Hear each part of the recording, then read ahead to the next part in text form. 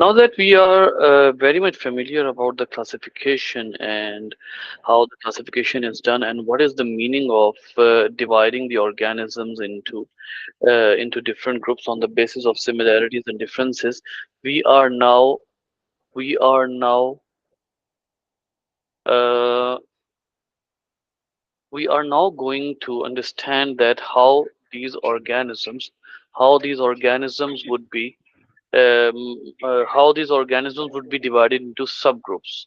Just a second.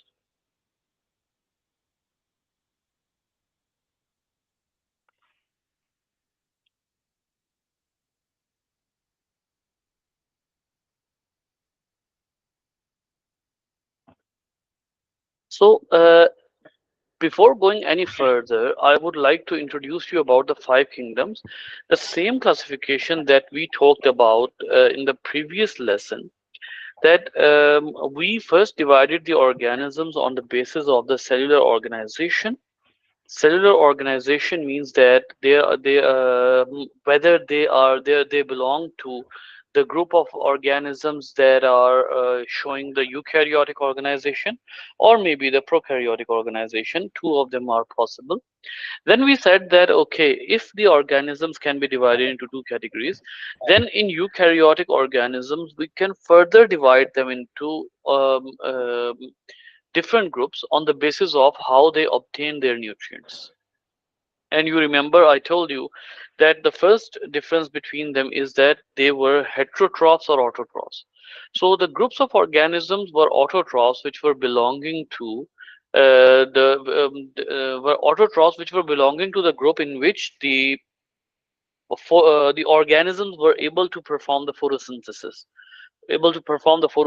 make their own food, did not depend on any other particular group. So that is why it could be called as a an autotrophic group, and only the plants would be categorized in that. Next, we said that okay, the next group is animals. No, next group is heterotroph organisms, heterotrophics. Those which were not able to make their own food, instead they needed to take that food from different sources. Those were called as in that we classified animals and fungi, and we said that the animals and fungi, although being heterotroph is a common feature between animals and fungi, but it is true that the animals and fungi have a slight difference. Like, this is a common feature, being heterotroph is a common feature, but animals and fungi have a slight difference. Being heterotrophs, the animals perform the ingestion and the fungi perform the absorption. So, yes, this is a common feature between them, but they are still different because the way of performance is different. Then we said the last group. The last group was about those organisms which are going to be discovered but are poorly understood. They could be they could be animal like, they could be plant like, they could be fungi like. By like, I mean that they were performing like plants, they look like plants, they perform the photosynthesis like plants, but they were missing some other features. That is why we did not place them into plants. We did not place them into plants. Similarly, we discovered some organisms which were looking like animals, which were eating like animals, but we could not place them in animals because there were some missing features. So we are not clear about them. So we put them in, rather than in animal group, we put them in the protoctist, in the animal like category, similar for the fungi like. So that is why we said that we have now five different kingdoms. We now have the five different kingdoms that are mentioned even in your book, and these five kingdoms are basically you will gradually study that what are these five kingdoms, and how do we name them, and how do we basically create these groups.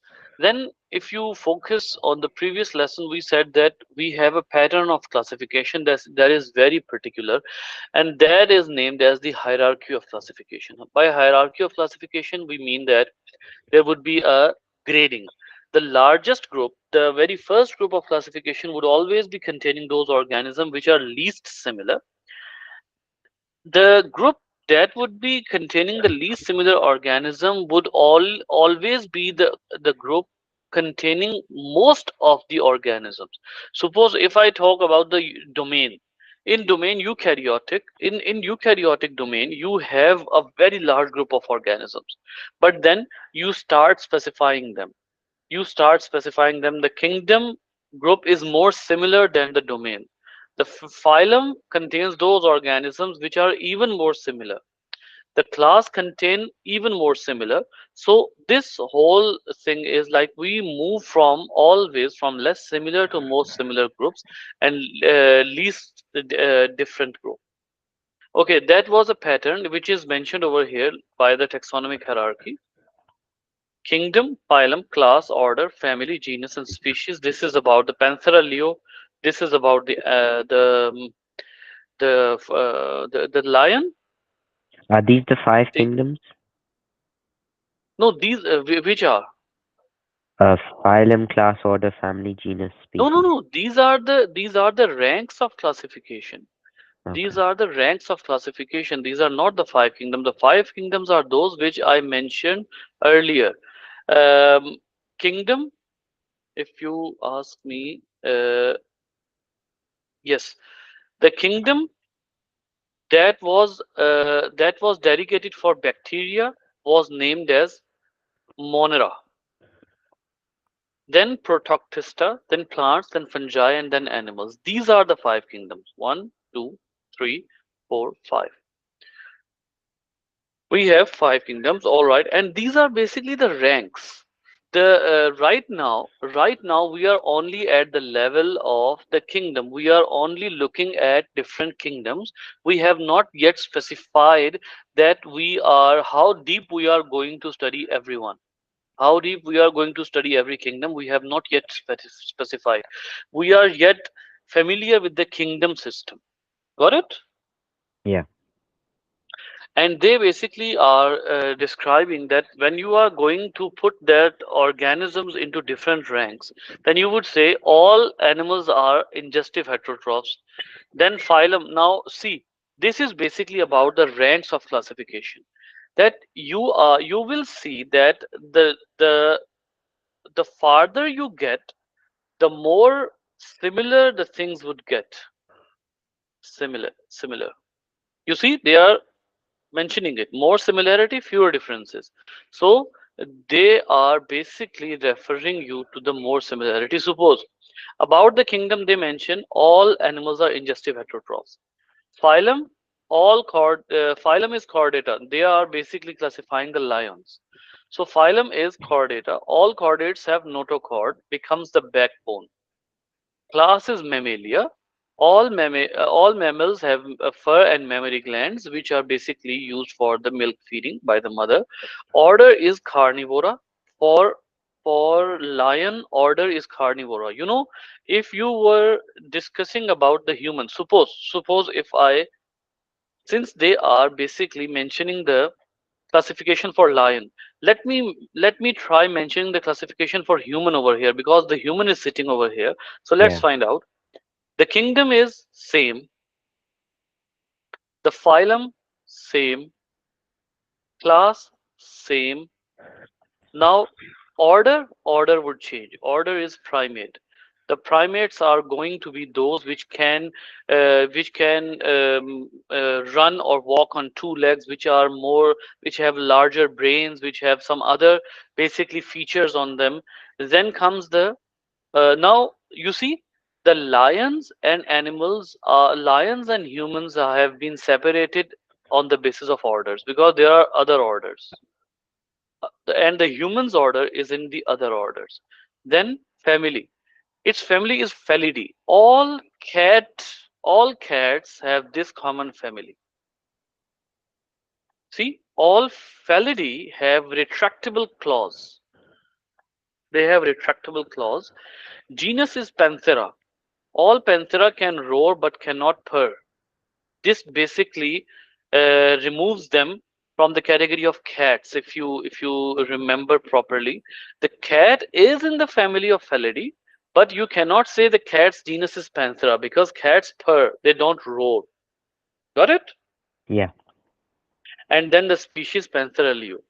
So with for human you would say the family is Hominidae, and then the genus is Homo, and the species obviously is Sapiens, or the species name is Homo sapiens. So there is how. Now what did you do over here? You have you have basically started elimination. The deeper you go on this page, you are basically eliminating the other possibilities, eliminating other possibilities, other possibilities. So you are eliminating other possibilities, and ultimately you are reaching to the lion group. Got it? Yes. Then they are talking about the binomial nomenclature. I have told you that as well. Okay, now um, this is basically a subchapter about the plants. They are discussing some groups of plants. Then as we move downward, this is another subchapter of classification. And then if we move downward, this is the another chapter of the another subchapter. So we'll start from you can say in ascending order. What does it mean? We'll discuss the last group. First, we'll discuss the last group of organisms. Then we'll move upward.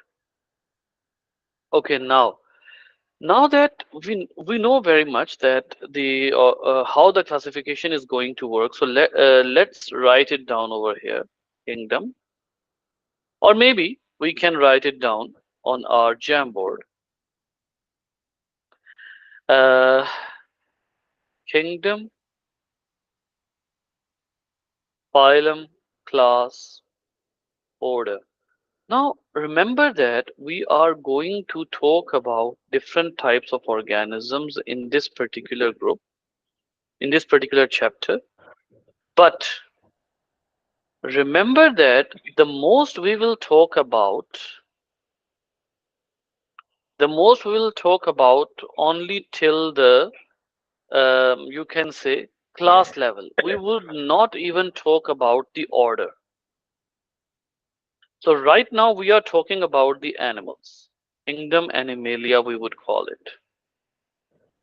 And the phylum that we are about to discuss in this chapter is the Chordata. Chordata refers to a group which has a permanent backbone, permanent notochord shown as backbone. What is a notochord? Let me tell you. You can say that notochord is an embryonic backbone. It's an embryonic backbone. It's the backbone that would be existing at the embryonic level, then it turns into a proper vertebral column. Proper vertebral column. Then in the end, the class. In the chordata, you have many classes. So we'll be discussing many classes in chordata. Number one, number one would be the class that is called as fish. Number two, which is called as amphibians. Amphibians. And number three is reptiles. Number four, birds.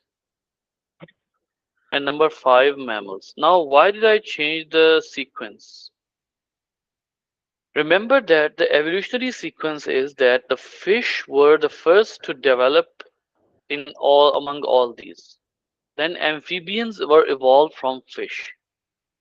Then reptiles were evolved from amphibians, and from the reptiles, there are two groups that were evolved, the birds and mammals.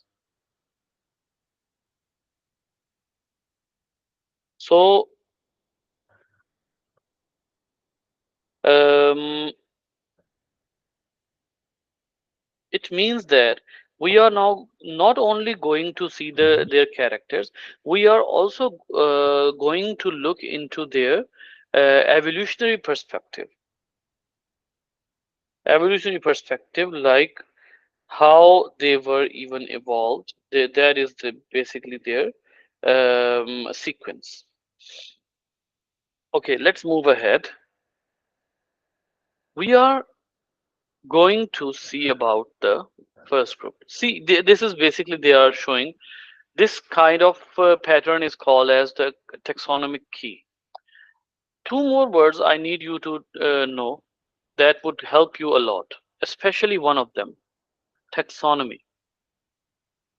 Taxonomy is a branch of biology, branch that contains the rules and regulations for classification for classification. So remember, taxonomy basically is can be broken into two words. The word taxa refers to group. Always remember that every rank is a taxon. Kingdom is a separate taxon. Phylum, separate taxon. Class, separate taxon. All these are separate taxon. So basically now they are showing you the taxonomic key or classification key basically. This key is basically mentioned in the very beginning of this chapter. I will tell you about that key, but in the meantime, you will learn much before the actual topic of the key. It is also called as the dichotomous key. Before the actual topic of dichotomous key, you will be able to learn much about it. So let's first talk about these groups. Number one, the group of fish. Now, always remember that in this chapter, we are mostly going to refer to the differences. Why? Because why did we separate the amphibians from reptiles? Why did we separate the amphibians from fish? Why did we separate the reptiles from birds? Why did we separate the birds from mammals and all other groups? Why did we do the separation of them? So that is the most important thing to know about different grouping is their differences. So let's see. Fish. Fish have scales. Like you can say no skin. Okay. It means that this is going to be a very great breakthrough that we now know that the fish are not going to have a skin, they are going to have scales. Yeah. These scales are covered in mucus and help streamlining for swimming. Right? That's very good. Then lateral line contains sense organs to detect vibration. This is lateral line basically. And you must know that this lateral line has many functions. Suppose maintaining their posture as well. So this lateral line is very difficult to find in any other group. Then operculum. Operculum is I must tell you, operculum is a feature that you will never find in any other group, but it can be used for classification within fish. There are many fish that don't contain the operculum. Suppose shark. Let me give you a very random statement. The fish that you would find in the oceans, most of them would never be containing the operculum. But the fish that you would find in the fresh water would be containing the operculum. So basically, it's the operculum that covers their gills. What are the gills for?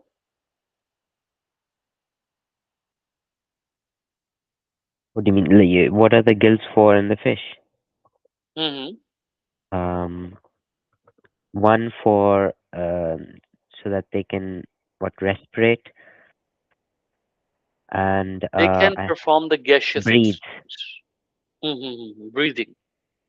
More than breathing, you can say gaseous exchange because breathing is a mechanical process that they won't do. Basically, the fish don't breathe. They just perform the gaseous exchange. They just open their mouths, let the water in. They don't perform the activities like us, like contracting the diaphragm, lifting up the ribs. As you may already know about what do we do during the breathing. We move our chests. We expand our chest when we breathe in. The fish don't do. You can just say they use the gills for the gaseous exchange. And you know that gills can be used as another differential feature because none of the other groups contain gills anymore. Instead, like yes, they may contain, but only at the embryonic level. So the being the being possessing the gills, the fish can be differentiated on the basis of possession of gills because no other group possesses the gills. Then fins. Fins, obviously, they are very specific and they are basically used for the movement and stability. And you know that because of fins, they don't have limbs. Remember, Yeah. what are the limbs? What are the limbs? Limbs. So like the organs that the fish have to move around. No, no, no, no, no. The fish don't have limbs. Instead of limbs, they have fins. Limbs are basically a single name for the arms and legs. So you can say these are opposite terms. If someone asks you what is the opposite to the limbs, you will straightforward say Fins. fins. Hmm. Yeah. Next group, amphibian. Now, one thing always remember the amphibian is a word that is taken from ampho.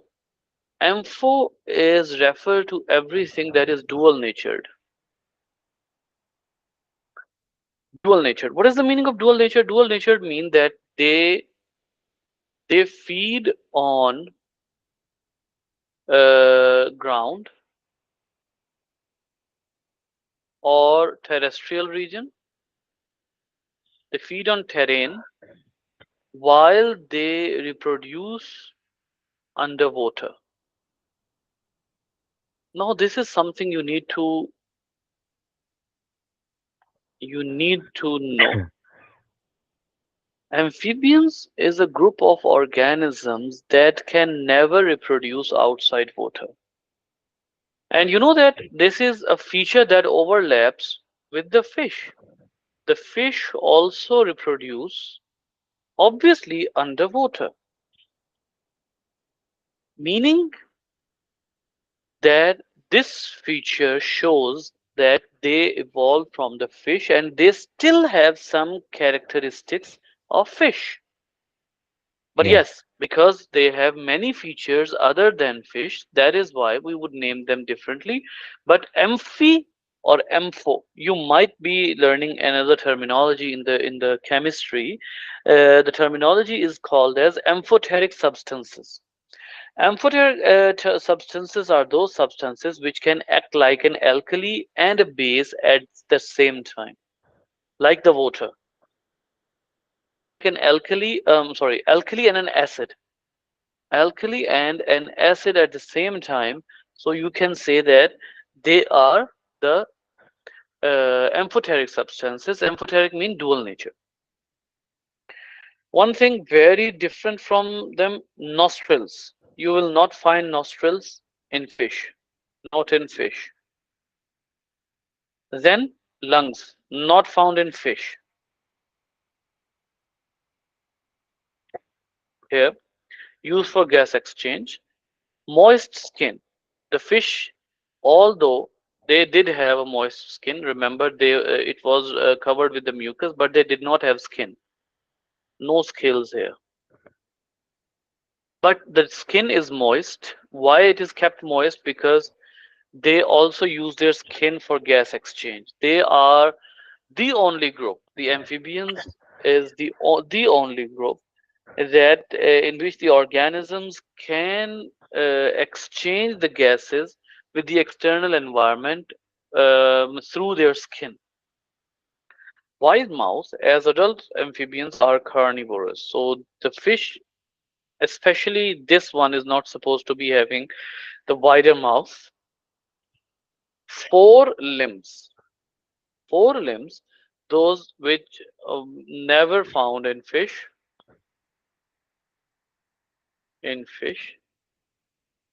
and with hind limbs webbed for walking and swimming.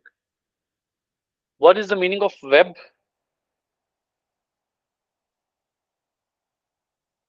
And the meaning of? Web, webbed fingers. What is the meaning of it? So it's an adaptation that frogs have to for based on their environment. Fingers having membranes between them. Fingers joined by membrane that would help them swimming. So that is the feature of amphibians.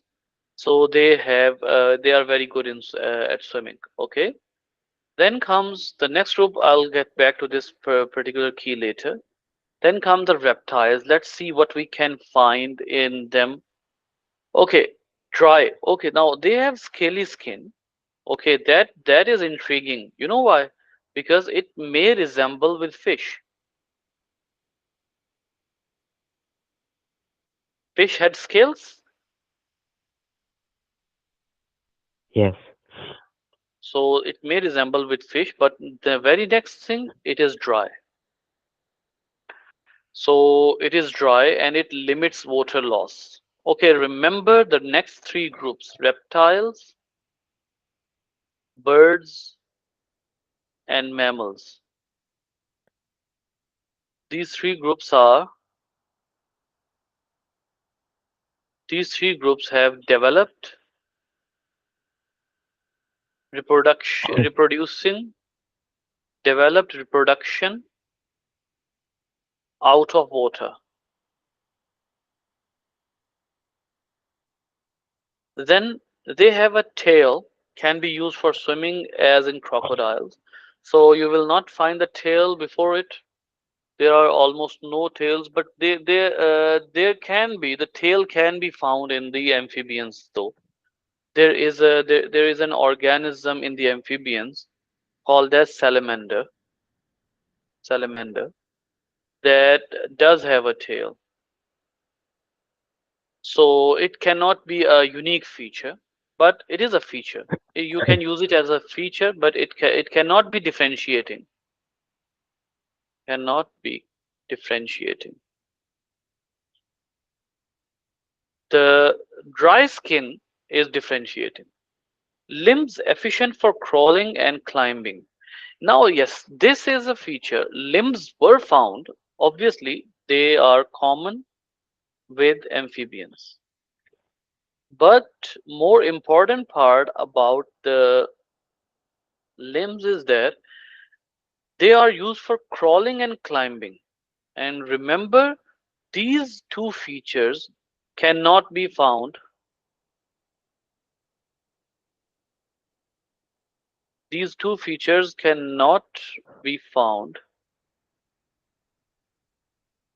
in amphibians. Mouse has teeth. Now, this is different. It is differentiating. There were no teeth, so it is differentiating. Coming to the very next group, eyes on top, heads and sharp, pointed teeth, adapt for catching prey. Very next group, birds. Forelimbs are modified as wings. The most unique feature. Unique. It may overlap with bats. May overlap with bats. What are the bats? What is the group of bats, by the way? Mammals. Yes, very good. The bats are mammals.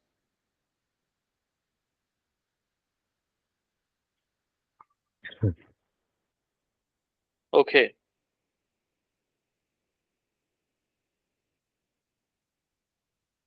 Next is uh, forelimbs are modified as wings. Okay.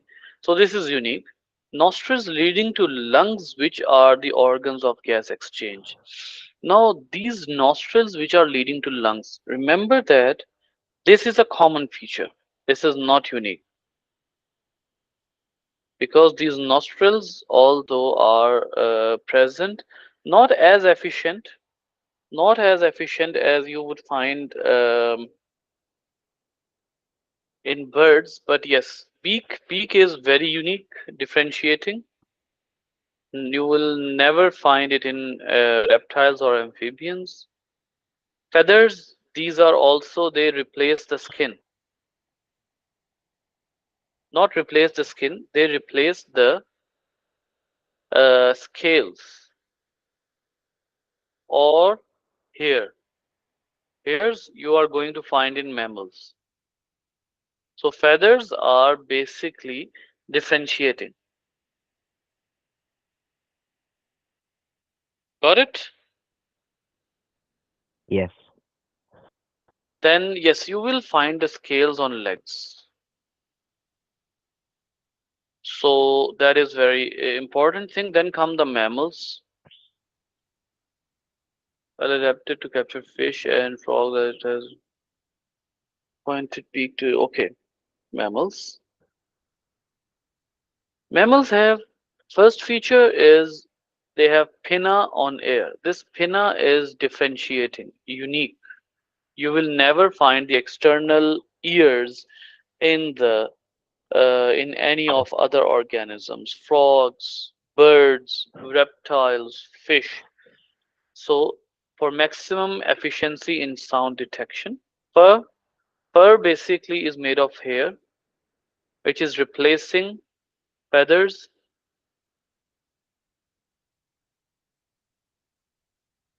or or scales. So it is endothermy. Now I'll explain endothermy later. Whiskers. Whiskers you can also find in the other groups. In the other groups you will also find it.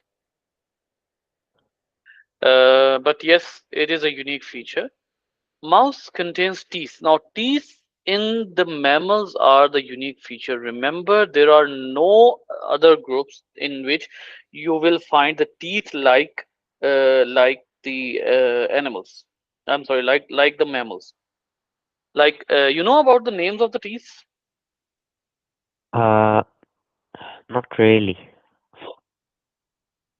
You may have known about the incisors, or you may have heard about the molars. These teeth, uh,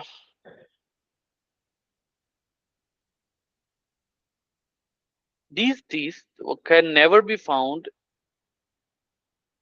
in any other groups. So next is mouth penis. Penis is an organ that you would say it's a copulatory organ that is the most efficient in any group, any other group compared to any other group. And this copulatory organ you can never find in any other group because um, it is unique to mammals. Okay, what is endothermy? Can you tell me endothermy? Um, Not sure. You remember we used to call the Oh mammals yeah, and and birds as endothermic. Yeah, endothermic reaction. Endothermic reaction, right? no. That is also a terminology, but that is related to the reactions, not about the animal. Do you remember we used to call in the junior classes that animals and birds are warm-blooded? Yes. What is the meaning of warm-blooded? Like literally, their bloods are warm. Yeah. Like, Yes, you are right. You are right that this terminology meant that their bloods are literally warm. But sometime, you know that the about the lizard, about the reptiles, we say they are cold-blooded. They are cold-blooded, and you know that sometime their blood is warmer than any mammal. Any mammal. It is surprising, but yes, it is true. Those were basically, I don't want you to know why am I saying this. I just want to prove that these terminologies were totally wrong. Warm-blooded and cold-blooded, these are misleading terms. The actual term related to these organisms were endothermic. Endothermic means the organisms that can produce enough heat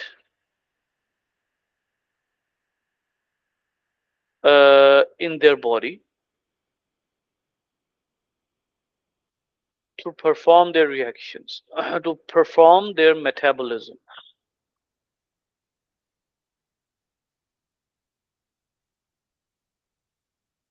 That is the meaning of endothermic, and mammals and birds both are endothermic. This is not not unique to mammals only. It can also be found in birds. So yes, it is a very important feature. Next, so basically, this feature is necessary for any kind of further group which contains enough metabolic rate to produce the energy, sufficient energy. Okay. Now, humans are mammals. You can find now there are many things you will find in the humans. Hair, mammary glands. They have not shown the mammary glands, by the way, over here. Above there in the group, when we were discussing about the classification of lion, they did mention that there were mammary glands in them. And a diaphragm. Diaphragm is never to be found in any other group. This is also differentiating. Remember, what's a diaphragm, by the way? the diaphragm is um the area at the below, like the ribs, at the Good, good, bottom of good. the ribs, that Right. expands and contracts when you breathe in and out. You breathe. Well done, you are there. So diaphragm, it can also be used to differentiate between the thoracic cavity and abdominal cavity. So this is a feature. Similarly, they have unique modifier their environment, so it is suitable for human occupation. Anyways, you can read the other features over here. These are very common features that you would find in human beings. Okay, other features to make human very special mammals include upright posture, freeing the hands for complex movements, including the use of tools. So basically, this is a feature that you would also find in the chimpanzees. But like obviously they are very close. They are primates. So this is now, if you closely look at this particular dichotomy, this is basically an example of a dichotomous key. Why have I continuously mentioned that some features are common and some features are differentiating? Because dichotomous key is always based upon the differentiating feature, based upon differentiating features. What is the meaning of dichotomous? Dichotomous basically is a way of differentiating two things on the basis of one feature. Like this is a straight line. This straight line um, refers to resemblance. It refers to resemblance, but suddenly they are separating this particular you can say separating point or branching point. It refers to a feature that is different. So that is why I have been constantly telling you that one feature is differentiating and the other feature is similar. So we are well familiar with the how to separate them. Suppose this straight line is telling you that all have backbone. Do they have smooth skin? Yes or no? If they have smooth skin, they are amphibians. If they don't have smooth skin, they could be fish, reptiles, birds, and mammals. Now, see, one feature is differentiating the amphibians from the rest of them. Smooth skin. Okay, what is the meaning of smooth skin, by the way? The smooth skin means without any scale, feathers, or hairs? Fish, reptiles, birds, and mammals, they have, do they have scales on skin? If no, sorry, if yes, they could be fish or reptiles. We already have known that. Well, did we say? I did mention you that reptiles and fish, they are overlapping the feature of possessing the scales, but they have a feature that would differentiate them, and that is the dryness. If their scales are dry, they would be reptile. If their scales are not dry, they are moist, they would be fish. Understood the principle of dichotomous key? Yes. Then, if there are no scales on, then birds and mammals, obviously. If there are feathers, then they're birds. If no feathers, mammals. So this is very easy, very easy to draw if you know the features that can categorically differentiate. Remember that the feature that should differentiate between them, it should be very clear feature. It should be a very clear feature, very, very clear feature. That is why we need to know, we need to mention about these features that they are differentiating, they are separating features. Understood? Yes. Okay, moving above, we are familiar, we are going to go invertebrate. Okay, number one, kingdom obviously is going to be the same, animalia. Remember that invertebrate is no feature that would should come in phylum. Invertebrate, instead the phylum or the phyla that you would study over here are multiple. One phylum, a phylum that you would study here is the Annelida or annelids. The other phylum that you would study here is arthropoda.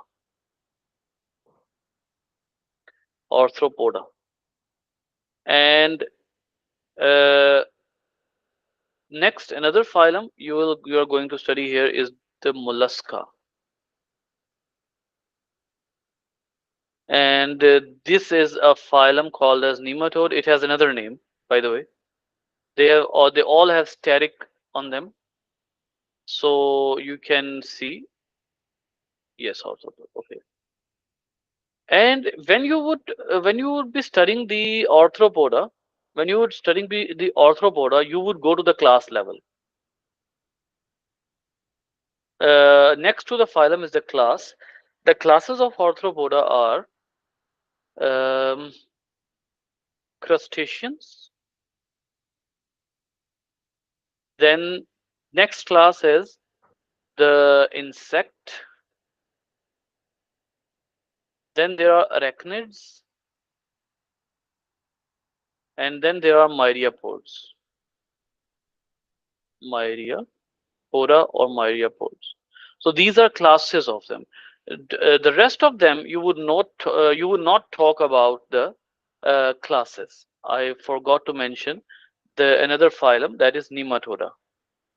Nematoda has another name that you don't need to know. All right. First of all, what are invertebrates? Are you clear about it? Yes.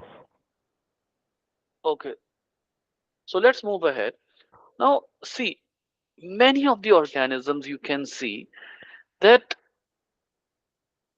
you don't even know, and they seem to have no backbone. Like you can see the ants, you can see the wasps, you can see the mosquitoes, the houseflies. All of these, they are invertebrates. So based on their body postures, body formation, we have multiple groups for them. Number one is the annelida. Number one, sorry, is the nematoda. Nematoda is that kind of group. It is very notorious. What is the meaning of notorious? Notorious, like generally known. Everyone Generally known talked of, in a negative widely known. sense. Yeah, Two words are there: notorious and famous. Famous is basically generally known for good reasons, but in the negative sense because they are basically the parasites. They even give damage to the kids, mostly those kids which eat the soil. So the hookworms are nematodes, and we are not very much familiar about these. With bodies that are specialized for feeding and reproducing, often they are parasite inside the gut of another animal. I have already told you. The very unique thing about these mouth is their long muscles for wriggling movement. Wriggling is like this: long thin body. The unique feature that would separate them from rest of the group is that their body is flat. Their body is totally flat. It is called from uh, like above or below, they are totally flat, and it is covered with mucus to resist attack by host digestive juices. So their digestive juices mean that what is a host? Host is the one on which they attack. They act as parasite on. Host is the one that is going to be attacked by them. Then comes like when they enter into their host. When they enter into their host, their mucus would protect them because they enter through mouth. When they enter through mouth, they obviously enter into the digestive system of the host. Now, once they enter into the digestive system, you know that the digestive system can easily break them. But they do have a very important feature, and that is their mucus. Their mucus is going to protect them from the digestive juices. That is why they are that is why they are unique. Next come the annelids. Now annelids basically have cylindrical body. They are not flat, remember. They have cylindrical body. Since I told you that they are flat, so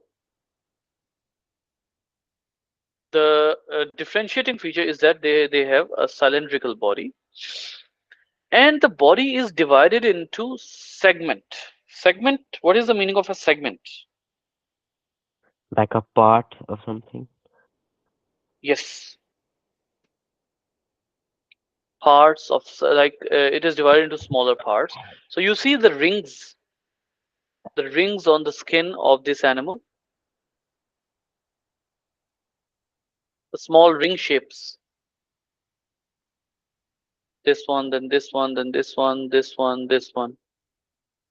Is it clear to you? Yeah, So that is basically these are basically the segments. Each ring is dividing into, and they are showing you each segment by cutting through it. This is how each segment is going to look like. They have a long cylindrical body covered with mucus layer to drying out. Remember that they are not parasites. Mostly they are not parasites.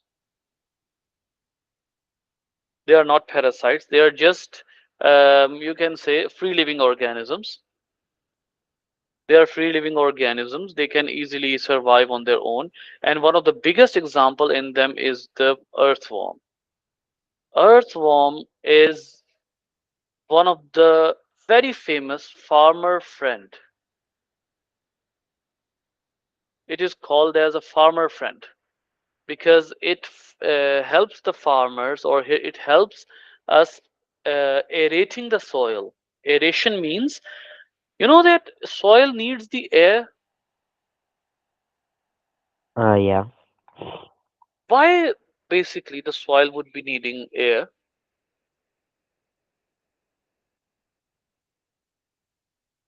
Um, For oxygen, For what inside the soil would require oxygen? the minerals, Minerals are non-living. Why would they require oxygen? um, Roots. roots. Roots of the plants don't have oxygen because they are not out there in the air. So the roots are going to require the air because the roots cannot absorb the minerals without oxygen. They would not survive. Another thing that would require the oxygen under the soil is very useful, very important bacteria. The bacteria that perform many things for us, they are living under the soil and they would require oxygen. So yes, they would also be requiring oxygen, and this animal would provide them by it basically disturbs the soil. The earthworm that I'm talking about, it basically eats the soil. Once it eats it, it create an empty space. It creates an empty space, and that empty space is meant for the air to be covered by, meant to be covered by air.